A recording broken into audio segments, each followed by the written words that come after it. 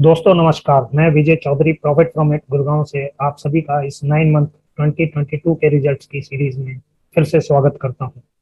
आज मैं भारतीय एयरटेल के 9 मंथ 2022 के रिजल्ट्स पर चर्चा करूंगा, पर इससे पहले आप सभी को यह सूचित करते हुए मुझे अत्यधिक खुशी हो रही है कि द इनर रिव्यू मैगजीन ने हमारे प्रिय और नॉलेजेबल गुरुजी श्री पीयूष पटेल जी को टॉप 10 बेस्ट मार्केट ट्रेनर्स की लिस्ट में इंक्लूड किया है।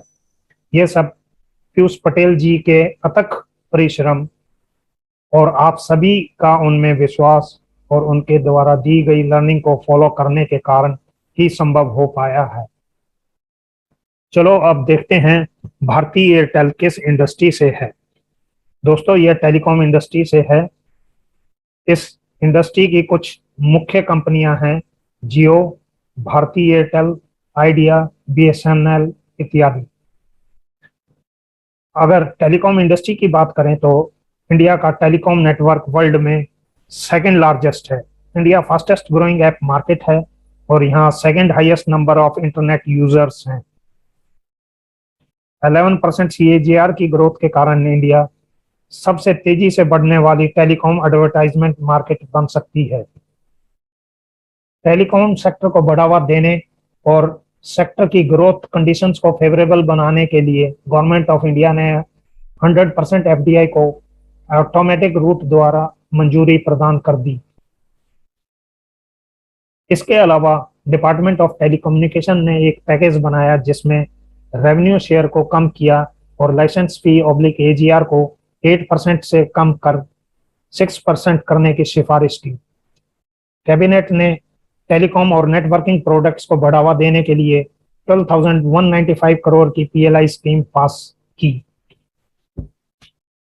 आगे इस इंडस्ट्री के मार्केट शेयर की बात करें तो हम देखते हैं कि इस इंडस्ट्री की लिस्टेड कंपनियों का टोटल मार्केट कैप लगभग 5 लाख करोड़ के करीब है। इस मार्केट कैप में भारतीय एयरटेल 4 लाख करोड़ के मार्केट कैप के साथ अकेले ही टोटल में 86% का योगदान देती है और बाकी की बची लिस्टेड कंपनियां सिर्फ 14% का ही योगदान करती हैं। इंडस्ट्री की टोटल लिस्टेड कंपनियां और जियो जो कि रिलायंस इंडस्ट्री का पार्ट है, सब मिलकर टोटल 2.5 लाख करोड़ के करीब की सेल्स करते हैं। इस टोटल सेल्स में भारतीय एयरटेल 1 लाख करोड़ की सेल्स के साथ 43% कंट्रीब्यूट करती हैं। जियो 90,000 करोड़ की सेल्स के साथ 38% कंट्रीब्यूट करती है।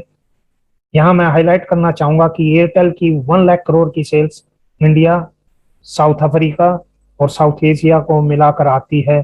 वहीं जियो की 90,000 करोड़ की सेल्स सिर्फ इंडिया से ही आती है। अगर हम सिर्फ इंडिया के ही सेल्स को कंसीडर करें या इंडिया के प्रीपेक्स में बात करें तो जियो एयरटेल से ज्यादा सेल्स करती है। आइडिया 42,000 करोड़ की सेल्स के साथ टोटल इंडस्ट्री सेल्स में 18% कंट्रीब्यूट करती है। दोस्तों अगर लिस्टेड कंपनियों के प्रॉफिट की बात करें तो हम देखते हैं कि इस इंडस्ट्री की सभी कंपनियां लॉस मेकिंग हैं सिवाय रेलटेल की। रेलटेल इंडियन रेलवेज को सर्विसेज प्रोवाइड करती है और इस कारण इसका एक मोनोपोलिस्टिक बिजनेस है, पर इसका ऑपरेशनल एरिया एक मेनली रेलवे तक ही सीमित होने के कारण एक काफी लिमिटेड। ग्रोथ की बात करें तो पिछले 5 इयर्स 2016 से 2021 तक की ग्रोथ में जियो की ग्रोथ 43% CAGR से सबसे तेज रही। रेलटेल 16% CAGR की ग्रोथ के साथ नंबर 2 पर, आइडिया की ग्रोथ 3% और एयरटेल की 1% रही। आइडिया की 3% ग्रोथ आइडिया और वोडाफोन के मर्जर के कारण ही एयरटेल की ग्रोथ से अधिक दिखाई दे रही है। लास्ट 7 to 8 ईयर्स से इस सेक्टर में हाई स्पेक्ट्रम चार्जेस की वजह से ग्रोथ पर नेगेटिव इफेक्ट पड़ा है। क्वालिटी चेक की बात करें तो सबसे पहले NPM यानी नेट प्रॉफिट मार्जिन की बात करेंगे, जो एक इम्पोर्टेंट क्वालिटी पैरामीटर है। NPM से हमें पता चलता है कि मैनेजमेंट कितनी एफिशिएंट है और वो सेल्स का कितना हिस्सा या परसेंटेज प्रॉफिट में कन्वर्ट कर पाती है। यहाँ हम देखते हैं कि इस इंडस्ट्री की सभी कंपनियों का एनपीएम नेगेटिव में है सिवाय रेलटेल के। ये सब इस इंडस्ट्री की पास्ट प्रॉब्लम्स की वजह से है।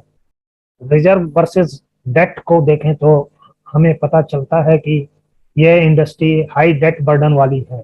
रिजर्व की बात करें तो हम देखते हैं कि सिर्फ एयरटेल और रेलटेल का रिजर्व ही पॉजिटिव में है, बाकी सभी कंपनियों का नेगेटिव है। अभी तक के एनालिसिस से हम ये जान पाए कि सभी लिस्टेड कंपनीज में भारतीय एयरटेल इस इंडस्ट्री की एक मेन कंपनी है जिसे हम निवेश के लिए कंसीडर कर सकते हैं। तो चलो दोस्तों, भारतीय एयरटेल के पास्ट और प्रेजेंट बिहेवियर का एनालिसिस कर इसके फ्यूचर को प्रेडिक्ट करने की कोशिश करें। सबसे पहले लॉन्ग टर्म सेल्स की बात करें तो भारतीय एयरटेल 2009 में 37,000 करोड़ के करीब की सेल्स करती थी, जो 2021 में बढ़कर 1 लाख करोड़ के करीब हो गई। इसकी सेल्स लास्ट 12 ईयर्स में 9% CAGR से बढ़ी और 3 टाइम्स हो गई। यहाँ यह देखना जरूरी है कि पिछले 7-8 ईयर्स में सेल्स में कुछ भी ग्रोथ नहीं दिखाई देती। इसका कारण है कि इस टाइम पीरियड में यह इंडस्ट्री एक बुरे दौर से गुजर रही थी और इसी वजह से 2017, 18 और 19 में डी ग्रोथ भी देखने को मिली। पर 2020 से हमें इस डी ग्रोथ में बेंड ऑफ ट्रेंड यानी एक टर्न अराउंड दिखाई दिया है। आने वाले भविष्य में गवर्नमेंट ऑफ इंडिया द्वारा लिए गए पॉजिटिव स्टेप्स और कोरोना की वजह से ज्यादातर काम और बिजनेस का ऑनलाइन शिफ्ट होना इस इंडस्ट्री के लिए एक वरदान की तरह साबित हो रहा है, क्योंकि इन्हीं कारण इंटरनेट और कम्युनिकेशन इंडस्ट्री की जबरदस्त डिमांड बढ़ी है और ये सब डिमांड और ग्रोथ को बूस्ट करेंगे। करंट सेल्स की बात करें तो 9 मंथ 2021 में इसकी सेल्स लगभग 75,000 करोड़ थी, जो 9 मंथ 2022 में बढ़कर 85,000 करोड़ के करीब हो गई, यानी इसकी सेल्स 14% से बढ़ी। यह भी हमारी इस बात को प्रूव करती है कि इस इंडस्ट्री में डिमांड बढ़ रही है। अगर सेगमेंट सेल्स की बात करें तो हम देखते हैं भारतीय एयरटेल की सबसे ज्यादा सेल्स इंडिया से आती है और उसके बाद साउथ अफ्रीका से। एबिटा जो ऑपरेशनल प्रॉफिट दर्शाता है की बात करें तो हम देखते हैं कि भारतीय एयरटेल का एबिटा 9 मंथ 2021 में 33,000 करोड़ के करीब था। वो 9 मंथ 2022 में बढ़कर 41,500 करोड़ के करीब हो गया। यह 26% से बढ़ा है और इसका मार्जिन 9 मंथ 2021 में 44% था, जो 9 मंथ 2022 में बढ़कर 49% हो गया। इसने कभी भी एबिटा फ्रंट पर लॉस नहीं किया। ये सब इसकी ऑपरेशनल एफिशिएंसी को दर्शाता है। प्रॉफिट आफ्टर टैक्स की बात करें तो हम देखते हैं जहां बाकी कंपनियां लॉस करती थी, इस कंपनी ने बुरे समय में भी लॉस नहीं किया, चाहे इसके प्रॉफिट कितने भी इरेटिक रहे हों। यहाँ 2020 और 2021 में हमें लॉस दिखाई दे रहा है, पर यह कैपेक्स की वजह से है। कैपेक्स की वजह से हाई डेप्रिसिएशन एंड अमोर्टाइजेशन के कारण है। वहीं अगर 9 मंथ 2021 और 9 मंथ 2022 के प्रॉफिट आफ्टर टैक्स को कंपेयर करें तो देखते हैं कि जहां 9 मंथ 2021 में 14,000 करोड़ के करीब का लॉस था, वह 9 मंथ 2022 आते आते 4,500 करोड़ से भी ज्यादा के प्रॉफिट में बदल गया। रिजर्व की बात करें तो 2009 में इसका रिजर्व 22,000 करोड़ के करीब था, जो 2020 तक लगातार बढ़कर 74,000 करोड़ के करीब हो गया, पर 2021 में यह घटकर 56,000 करोड़ के करीब रह गया। इसका कारण है कि इस कंपनी ने आगे आने वाले समय को देखते हुए अपने बिजनेस को बढ़ाने के लिए हाई कैपेक्स और न्यू इन्वेस्टमेंट्स, इस सब का रिजल्ट हम जल्दी आने वाले समय में देखेंगे। यही बात हमें मेजर कॉस्ट से भी पता चलती है। मेजर कॉस्ट में हम देखते हैं कि सबसे ज्यादा खर्चा डेप्रिसिएशन एंड अमोर्टाइजेशन की वजह से है। ये कैपेक्स के कारण ही है। आने वाले समय में इसका ये खर्चा नॉर्मलाइज हो जाएगा और इसका इफेक्ट हम इसके बढ़ते हुए प्रॉफिट्स आफ्टर टैक्स के रूप में देखेंगे। शेयर होल्डिंग पैटर्न की बात करें तो इसके प्रोमोटर्स का 2011 में 68% हिस्सा था, जो 2021 में 56% रह गया। म्यूचुअल फंड्स ने इसमें भरोसा जताते हुए अपना हिस्सा, जो 2011 में 3.5% था, वह 2021 में बढ़ाकर 11.5% कर दिया। एफपीआई ने अपना हिस्सा इस दौरान 17% से बढ़ाकर 20% कर दिया। रिटेल इन्वेस्टर्स का हिस्सा 2% के करीब कांस्टेंट ही रहा।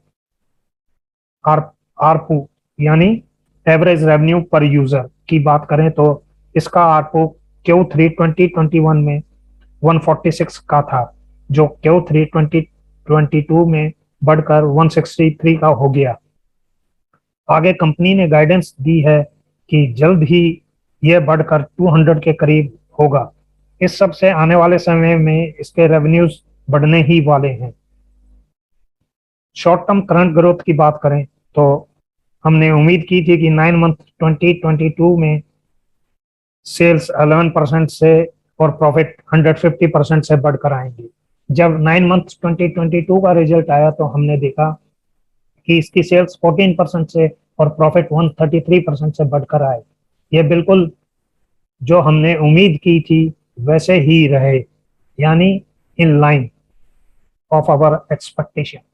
अब इसकी इस ट्रेंड को देखते हुए हम उम्मीद करते हैं कि इसके फाइनेंशियल ईयर 2022 एनुअल रिजल्ट में सेल्स 40% से और प्रॉफिट 150% से बढ़कर आएंगे। वहीं पास्ट की लॉन्ग टर्म ग्रोथ को देखते हुए हम उम्मीद करते हैं कि फ्यूचर में इसकी लॉन्ग टर्म ग्रोथ सेल्स और प्रॉफिट की 12% CAGR से होगी। फाइनेंशियल ईयर 2021 में भारतीय एयरटेल की सेल्स 1 लाख करोड़ के करीब थी और इसने प्रॉफिट की जगह 12,400 करोड़ के करीब का लॉस किया था। प्रेजेंट 9 मंथ 2022 रिजल्ट्स में इसने 85,000 करोड़ की सेल्स करीब की और 4,600 करोड़ के करीब का प्रॉफिट। इसके लॉस के कारण फाइनेंशियल ईयर 2021 में इसका EPS -27.65 का था, यानी नेगेटिव में था। पर 9 मंथ 2022 में प्रॉफिट के कारण इसका EPS पॉजिटिव में आ गया। इसीलिए हम देखते हैं कि इसका ट्रेल EPS 5.53 का है। यहाँ दोस्तों मैं ये कहना चाहूँगा कि आने वाले समय में हम इसकी सेल्स में स्ट्रॉन्ग ग्रोथ देखेंगे और यह न्यू हाई लगाएगा। अगर sales new lifetime highs लगाएंगी तो प्रॉफिट्स भी आने वाले समय में स्पीड से बढ़ने वाले हैं और आने वाले वर्षों में इसके प्रॉफिट्स को भी हम न्यू लाइफ टाइम हाई पर देखेंगे। इसके प्रेजेंट प्रॉफिट मार्जिन 5.5% के हैं। आने वाले वर्षों में हम उम्मीद करते हैं कि इसके ये मार्जिन्स भी बढ़ेंगे और इस कारण भी इसके प्रॉफिट्स में अच्छा ग्रोथ दिखाई देगा। भारतीय एयरटेल के पास्ट और प्रेजेंट ग्रोथ के ट्रेंड को देखते हुए हम उम्मीद करते हैं कि फाइनेंशियल ईयर 2022 के एनुअल रिजल्ट्स, जो कि नेक्स्ट 1.5 मंथ्स के बाद हमें देखने को मिलेंगे, उसमें इसकी सेल्स 1,15,000 करोड़ के करीब होगी और प्रॉफिट 6,000 करोड़ के करीब हो सकते हैं। फाइनेंशियल ईयर 2030 में इसकी सेल्स 3 लाख करोड़ के करीब और प्रॉफिट्स 20,000 करोड़ के करीब उम्मीद करते हैं। इसके करंट मार्केट प्राइस 700 के करीब है, जो इसकी लाइफ टाइम हाई प्राइस 745 के करीब ही है। इसकी फेयर प्राइस 406 की है। जब भी इसका प्राइस 400 के आसपास आए हम इसमें बाइंग कर सकते हैं। 2030 में इसका फेयर प्राइस 1000 का हो सकता है। यहाँ मैं बताना चाहूँगा कि इस इंडस्ट्री की ग्रोथ को लेकर हम काफी बुलिश हैं। इस ग्रोथ की वजह से आने वाले समय में इसके फेयर प्राइस में और अधिक बढ़ोतरी हम देखेंगे। टेक्निकल एनालिसिस की बात करें तो हम देखते हैं कि टेक्निकली इसका शॉर्ट टर्म टारगेट 800 का है और सपोर्ट 500 पर आती है। जब भी इसकी प्राइस 500 के आसपास आए तो इसमें हम बाइंग कर सकते हैं। फाइनली हम कह सकते हैं कि जियो एक फास्टेस्ट ग्रोइंग टेलीकॉम कंपनी है। यहाँ मैं पूछना चाहूंगा कि आप कितनी ऐसी कंपनीज को जानते हो जिसने अपने ऑपरेशंस को स्टार्ट करने के 4-5 सालों में ही 1 लाख करोड़ की सेल्स की हो। जियो से हमें यह उम्मीद है कि वह इस माइलस्टोन को जल्द ही हासिल कर लेगी, पर हम जियो में अलग से निवेश नहीं कर सकते क्योंकि जियो रिलायंस इंडस्ट्री ग्रुप का हिस्सा है। इसलिए जियो में निवेश करने के लिए हमें रिलायंस में निवेश करना पड़ेगा, जिसमें कई और भी डिफरेंट सेक्टर की कंपनियां हैं। अगर हमें टेलीकॉम सेक्टर में ही निवेश करना है तो भारतीय एयरटेल का ही विकल्प बचता है, क्योंकि यही इस इंडस्ट्री की लिस्टेड कंपनीज में मार्केट लीडर्स है। एयरटेल ने गाइडेंस दिया है कि उसके आरपू जल्द ही बढ़कर 200 पर होंगे, जो अभी 163 पर है। इस कारण इसके रेवेन्यूज तेजी से ग्रो करेंगे। साथ ही एयरटेल ने इन पर बकाया स्पेक्ट्रम चार्जेस था, वह सब मोरेटोरियम पीरियड से पहले ही भर दिया, जिससे उस पर देने वाला इंटरेस्ट की बचत होगी और इसका असर इनके आने वाले बढ़ते हुए प्रॉफिट्स में दिखाई देगा। इसकी पास्ट प्रॉब्लम्स को देखते हुए इस इंडस्ट्री में हमें अपने पोर्टफोलियो का 1% ही इन्वेस्ट करना चाहिए। वहीं आने वाले समय में अगर इसकी ग्रोथ और अधिक होती है और जियो भी लिस्ट होती है तो इस परसेंटेज को अकॉर्डिंगली हम बढ़ा भी सकते हैं। यह प्रेजेंटेशन सिर्फ एजुकेशनल पर्पस के लिए बनाया गया है। आप किसी भी बाइंग या सेलिंग से पहले खुद का अपनी तरफ से एनालिसिस कर इन्फॉर्म डिसीजन लें या अपने फाइनेंशियल एडवाइजर से कंसल्ट करें। Thank you.